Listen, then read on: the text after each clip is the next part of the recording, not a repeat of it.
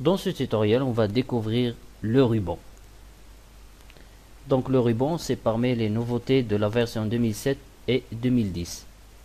Toujours dans le chapitre 1, on va utiliser l'exercice intitulé le ruban.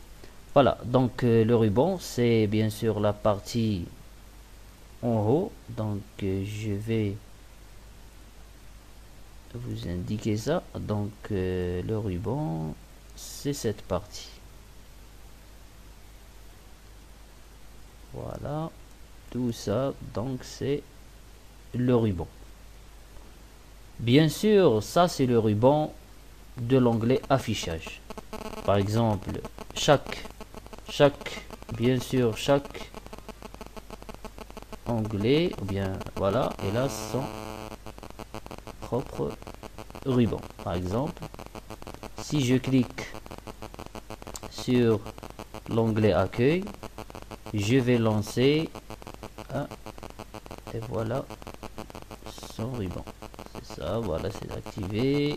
Voilà le ruban qu'on va détailler un petit peu. C'est le ruban de l'onglet accueil.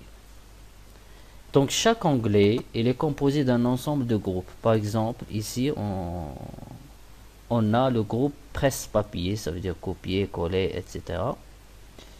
Voilà, donc ça c'est le premier groupe.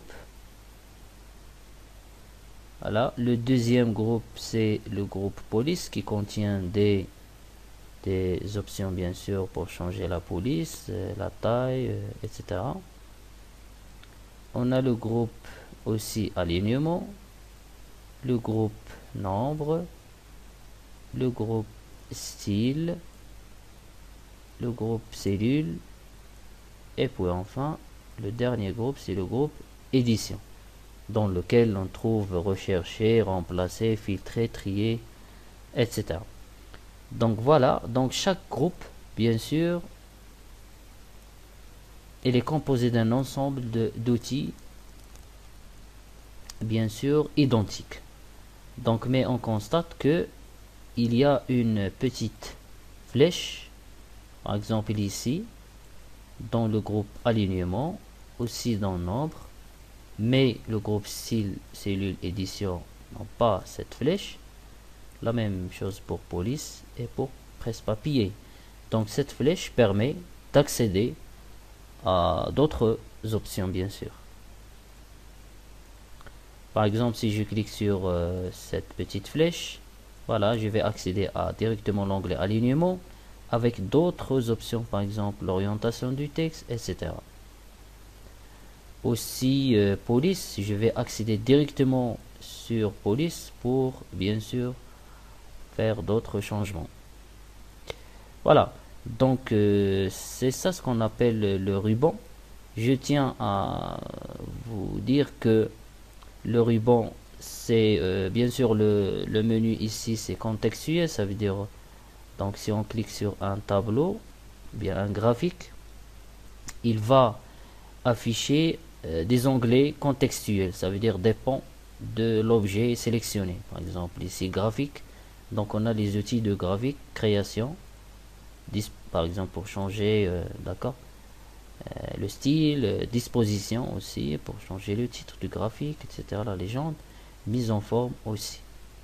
Si on clique sur cet objet Smart Art, donc voilà, on va constater les objets, les outils Smart Art comme création pour changer par exemple le style, on changer le style, le format, etc. Voilà, donc chaque onglet est là son ruban. Dernière chose, c'est que on peut accéder au ruban sans toucher bien sûr la souris.